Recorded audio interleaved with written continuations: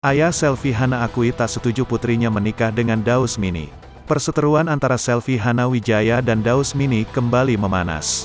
Kini giliran ayah Selvi Hana Wijaya, Cecep Wijaya yang mengaku sempat tak setuju putrinya menikah dengan Daus Mini.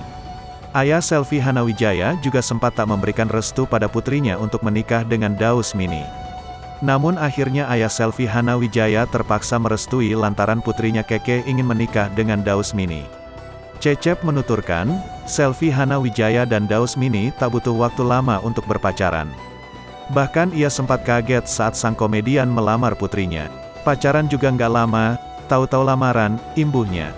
Ayah Selvi Hana Wijaya mengaku selama ini menutupi tabiat buruk menantunya. Hal tersebut dilakukan oleh ayah Selvi Hana Wijaya untuk menghargai Daus Mini sebagai menantu. Namun sayangnya, Daus Mini justru tak menghargai Cecep Wijaya sebagai mertuanya.